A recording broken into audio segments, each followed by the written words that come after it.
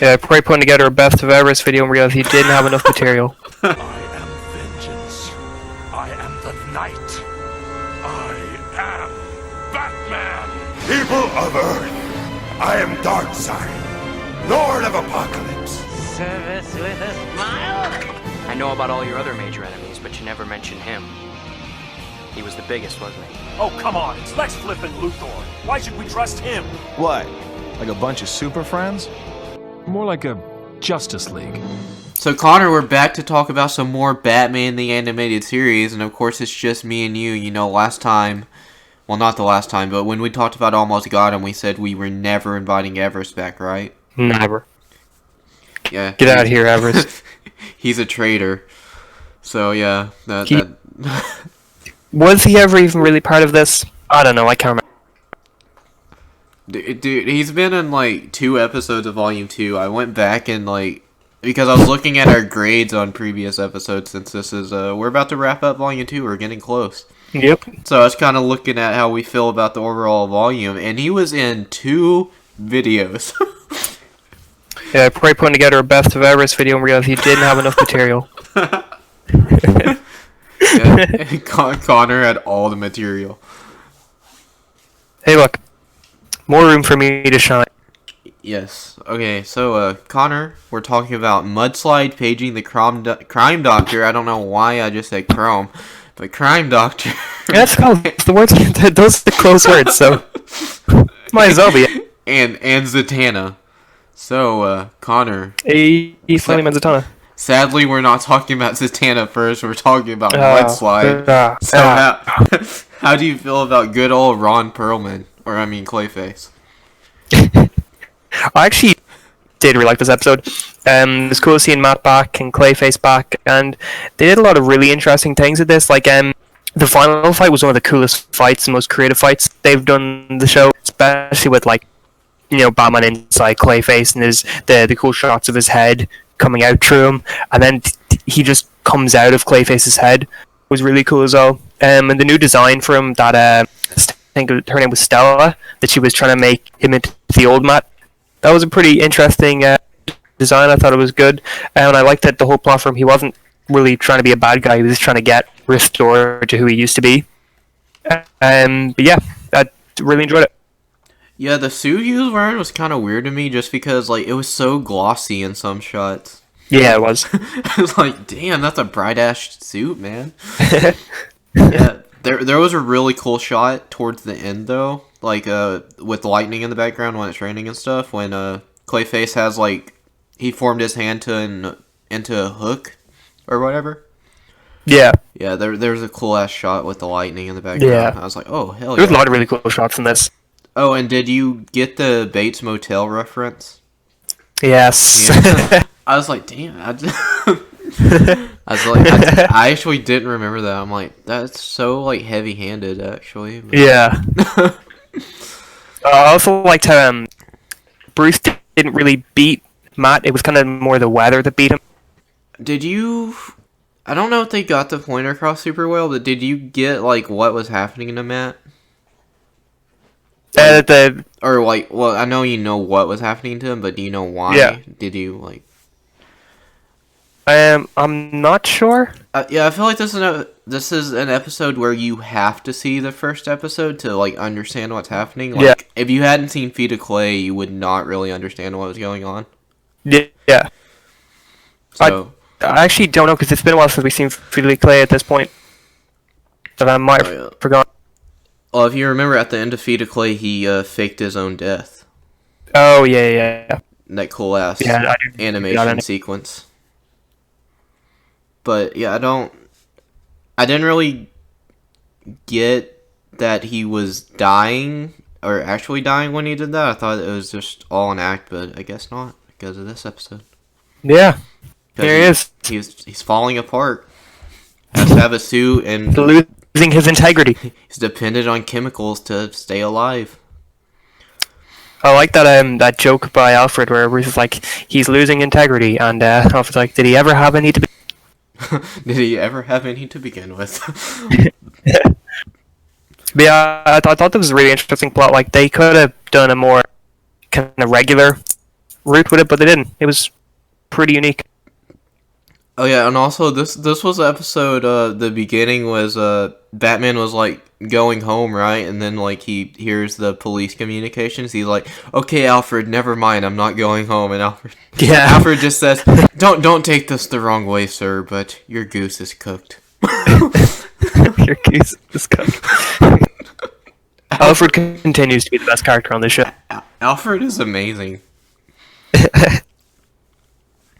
Yeah, and I also I feel like with Clayface, they kind of use him as social commentary in a way, especially in this episode, like when he's on the train and everyone's looking at him in disgust and it's like, what is that, and all that, and yeah, kind of reflecting on how society treats some, like definitely just aspects of life and like qualities people have, and but it's cool thing is like the show handles topics like that in a pretty cool. Yeah, like it's what's the word I'm looking for? It's not overtoned or anything. Like it's a pretty nice balance. They don't hit you over the head with it. Yeah, exactly. And we going to see Matt Hagen again? Is this his last appearance? Do you want me to spoil that for you? Maybe not actually. Okay, well we'll find out. I actually wasn't expecting him to come back. Clayface probably isn't come back. There we go. Really? Even after? Yeah, like I know that they left it very open-ended, or if he was come back up. I didn't think they were going to use him again. I was about to say, even after the Thriller ending. Yeah. It's just like they do that thing sometimes where like they think they might use the villain again, so they make it look like they're not captured or whatever. Yeah, that's why they act like the Joker dies every other episode. They're like, yeah, we might not use him again, guys. We know. It's like we got him this time. Know. We might up the Penguin to Batman's biggest villain. Yeah. Penguin and Riddler are no joke. I would love Riddler to be up there. Now Riddler is up there. Yeah, well, he is, but I'm saying like I wish he was used that much. Oh yeah, definitely. Okay, so the only thing else I really want to add is that how the doctor lady or whatever. Well, I don't think she was actually a doctor lady. Well, maybe it seemed like she knew some shit actually, but she was in a. Was she in films with Hagen? Was that it, or did she just love his films? That's what I got out of it. Was that she was in the films as well. Yeah, okay. That's what I took from what Batman said towards the end. He's like, I found a film catalog or whatever with her name. I was like, oh, okay. I forgot that somehow. Yeah, that was another plot I like, that we would kind of delve more into Matt's acting kind of career. Yeah, this episode was kind of more about him as a person than him as Clayface. Yeah. Because it was about him wanting to get back to being Matt Hagen and, you know, all that. Yeah, which is good, because Feet of Clay, if I'm remembering right, was more kind of about the actual thing they used to turn him into Clayface. The material. Yeah, like part 1 was kind of like this, like his acting career was kind of going downhill, and he got the stuff that eventually turned him into Clayface. It's, you know, like plastic surgery. Yeah. Did what plastic surgery would take years to do. So classic Clayface move. Yes. Classic Hellboy move. Ron Perlman. Yeah, classic Ron Perlman. Okay, so Connor, what would you give this one? I'd give it a B. You know, I thought it was a pretty good episode. Yeah, it's up there. I completely agree with that. Oh, have I taken over from Everest as the favorite bat friend? Yes, because you actually show up. Yes. Okay, so yeah, Clayface is just I think he's a really good character in the show. Yeah. He's one of the more interesting films that they use, especially since it's the Matt Hagen version, which doesn't get an awful lot of like use. Oh yeah. This show made me love Clayface. Yeah. So Connor, next is paging the crime doctor. We get some Rupert Thorne action. Well, not really, because he's kind of like hospitalized the entire time, but but he's there. Yeah, he's there like the first 3 minutes, and then you know he's still calling the shots, even though he's not. Yeah, the whole thing revolves around him. Yeah. Well, really, it kind of all revolves around Thomas, Bruce's father, right? Yeah, that's true though. I meant more so the plot of like the main plot of the episode where they were going after Leslie was because of Rupert and all that sort of stuff. Oh yeah, I know what you're saying. This is probably the most used Leslie Tompkins is yet, I want to say. Yeah, this is really the only episode she's like been in throughout so far. Other than like, yeah, she doesn't just show up then like Crime Alley or something. yeah, she was in Appointment in Crime Alley, but she was like a hostage there. Well, I mean, I guess she was a hostage here too, but she's actually. I love the first scene with her where Bruce is injured. He goes in, she just immediately just is like, "What's it this time, Bruce?" Yeah, she's like, I have another patient turned around as Batman. Yeah. And then all the Thomas Wayne stuff was really good as well. I thought that was the highlight of the episode, was kind of delving into their history. Yeah, I don't know how I'd feel about this episode if it wasn't for the Thomas Wayne stuff, because I think that stuff really helps bring this episode up, elevate. If it was just about the Thorns at Leslie, I probably wouldn't like this episode much at all. Yeah, me either. It's just I don't know, it's the way it makes me feel emotionally when Bruce is talking, especially that last line, the line they end on. Yeah. He's going to visit. Yeah. That hits me. Yeah, that was good. A good way to end it. And you know those like the laser hospital weapons they use? They feel very out of place too. Yeah, kinda, because like they didn't really suit the episode. It feels like lasers and whatnot feel like something that should be in Justice League or Batman Beyond, not Batman like, the animated. Wait till Superman and Batman Beyond to use those sort of stuff. Yeah, it felt very out of place actually, because we've only really seen guns up to this point, right? Yeah, I was like, this feels very different, and I don't think you really see lasers much after this either. Yeah, it just even the aesthetic for Gotham, like it doesn't have something that suits. Yeah, it's just the aesthetic of Batman the Animated Series. Like it feels old timey, but at the same time present day. You know, everyone's always praised the show. Yeah, kind of like Gotham. Like it doesn't feel like it has a certain place. It's got pieces from a bunch of things. Yeah, it kind of feels like it could be at any point in history. Yeah, exactly. Yeah, so well, I don't really have much more to say about this, because I mean, I didn't think Matt Thorne was a great character. I just like the Thomas The action Wayne stuff was kind of basic. Yeah, the action stuff was kind of basic and boring. It was more of the Thomas Wayne stuff and Leslie Tompkins stuff that was good. Yeah, the Thomas Wayne stuff and the Leslie stuff was enough to at least enjoy this episode. Yeah, I had a good time with it. Yeah. It wasn't as good as I would like. It's not one that's super rewatchable for me, but yeah, just the emotional beats throughout help me get through it. Yeah, like I'll remember some stuff this episode, but I probably won't remember like the whole episode kind of thing. Yeah, I can't talk, Connor. The thing I always remember about this episode is that final line. I want you to tell me about my father. Yeah, definitely. So and the lasers. Yeah, yes, I definitely remember the lasers. Okay, so Connor, what would you give this one? C+. Yeah, it's decent. Hey, I completely agree again. Hey. Okay, Connor, can we make it 3 for 3? Was Everest ever even part of this? No, he wasn't. I don't know who you're talking about. Who? The Mountain? Okay, Connor, can we make it 3 for 3 in this episode? Let's talk about Zatanna. I don't actually think we're gonna have the same ranking on this, or rating. I don't know, maybe. No, we'll see. Did you love it, Connor? I didn't love it. Okay, well, me either, so... Oh, wow, okay. I thought it was really good, but the flashback stuff, like, and the Bruce and Zatanna stuff about their past, I thought was really good. But, this stuff with Kane, I didn't really like that much. Oh, yeah, how predictable was it that he was going to be the villain? Yeah, like the second he walked in, I was like, okay, that's the villain of the episode. Right. I even wrote that down. I was like, Montague Kane looks villainy. He just looks like a villain. Yeah. Even from the get-go, he's a little bit. He's a little mean. You're like, all right. With a name like Montague Kane, how are you not going to be a Yeah, villain? exactly.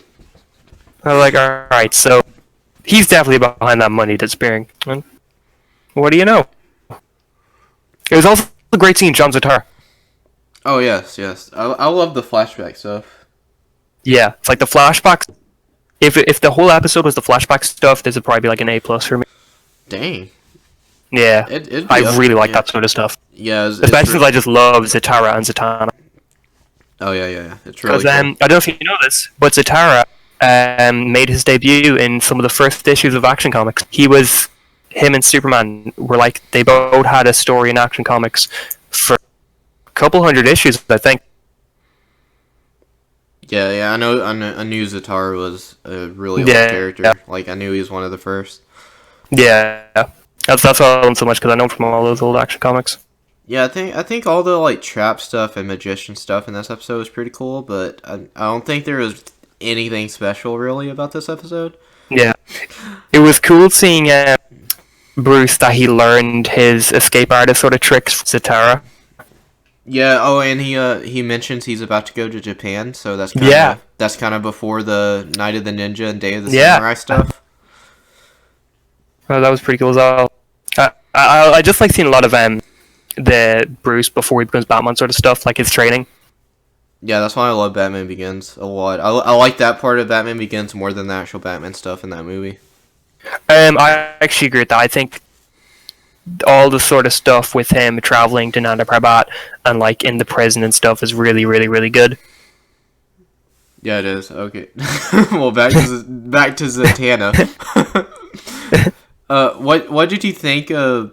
Oh, what did you think of the scene in the car when Bruce is like, "Do you have a husband?" I'm like, all right, Bruce, calm down. Take it easy. So, you got any family you're gonna need to it's like talk to you? Where's your dad? It's like, he's dead. It's like, so you have any? How's your dad doing? All right. Reel it in. So he was the only person that ever called her Zana, or Zan. Yeah. What, Zana, right? Yeah, Because I think it was Zana. She knew immediately when Batman was like, "Trust me, Zana." That's a really weird. Like, if I hear Zatanna, I don't immediately go to Zana or Zana. Me either, at all. Z maybe. That sounds like a nickname Harley Quinn would give her. Yeah, I was like that. That's a little bit. I felt with that, even though it was good, I felt they were just trying to like give a connection for Bruce and Zatanna, and also have an easy way for him to kind of let her know without actually saying, "Oh, I'm Bruce Wayne." Yeah, well, does she know he's Bruce Wayne? Because she still thinks. Does she still think his name's John Smith? Oh, that's true. Actually, I forgot about that. I mean, I know she eventually finds out he's Bruce, obviously, because Justice League Unlimited. But like, yeah, I wish I knew. I just assumed that she would, because like Bruce Wayne's he's a pretty famous guy. Yeah, sure. Like, if you're in Gotham, you know who Bruce Wayne is. Sure. And if she saw his face, she'd probably remember. Oh yeah. Surely she put all it together. Like, okay, so John Smith is Batman, and John Smith looks like Bruce Wayne, so Bruce Wayne is Batman. Yeah, literally. It's like it's all. And when she's like, I feel like we've met before, Batman's just like, I have that kind of face. It's like it's the ears. Yes, it's the ears. I mean, Batman. Yeah. You would think more people would recognize Batman's face, maybe not know it's Bruce, but like kind of recognize it because of how distinct his chin is. Yeah, exactly. Every interpretation of Batman, his chin is really noticeable. Yeah, his chin is extremely noticeable. It's like, how can you at least not narrow this down to like 30 that's people? Obviously Bruce Wayne. It's like Ra's al Ghul is like, hey, I don't remember what he actually says in like the show. We'll get to that, but he's like, hey, well, you got a lot of money and your chin, yeah, that all gave away that you're Batman. Did you think that they got caught way too easy at the end? Oh yeah. It kind of ended Kane abruptly. takes out enough, and that's it. Yeah, it ended abruptly. I was like, whoa. Yeah, it's over. It just kind of disappears. I guess it's over. And he's like, all right, back to my life. Okay, the last thing I want to ask you about is I can see you seeing this as kind of hammy, but I still love it because I like the Joker. But what did you think of the flashback when Zatanna's like, I'll tell your future? And he pulls a card. And what did she say? She says, like, what, I see 2 of hearts or whatever. I see... Yeah, and he's like, it's a Joker. Yeah. He's like, Joker. She's like, I actually liked it. She's like, dumb trick anyway. I was like, if you only knew, Zana. Zana. I'm gonna start calling Zatanna Zana now. Zana. Such a dumb name. It's gonna be like It's gonna be like 4 years from now. We're watching a Zatanna episode of Justice League Unlimited. I'll be like Zana. Hey, look, it's Zana, everybody's favorite sorceress in DC. Yeah, right. Does she show up much in this sort of stuff, or is she kind of gone now till Justice League? I think she's gone until Justice League, actually. But the interesting thing is, she's the only non-Batman character that appears before the new Batman Adventures. Yeah, also a very weird choice for Zatanna characters to pick. It's the reason why is because Paul Dini actually really loves the character of Zatanna, and he was really the main writer on the show, like the best writer. Yeah, okay. Because I remember watching, like, Zatanna's a weird hero to pick. Yeah, when you think of this episode, or the show rather, when you think of the show, most of the good, well-known episodes or just fun episodes are written or at least co-written by Paul Dini. Like Heart of Ice, Almost Got Him, The Man Who Killed Batman, all those are Paul Dini. Yeah, that makes sense. There's always kind of that one writer in these sort of stuff you can always recognize when it's other episodes because of how good it is. Yeah, like, usually you can tell when it's a Paul Dini episode. Yeah. So, yeah, no, obviously he gets a lot of praise for Heart of Ice because of what it did for Mr. Freeze. And he's the guy that created Harley. He wrote Joker's Favor and he wrote her in. Oh, wow. Yeah. So he's actually being the guy that created Harley. Yeah, created Harley, reinvented Mr. Freeze. Like, he actually did a lot for Batman. Yeah, he underutilized the Riddler.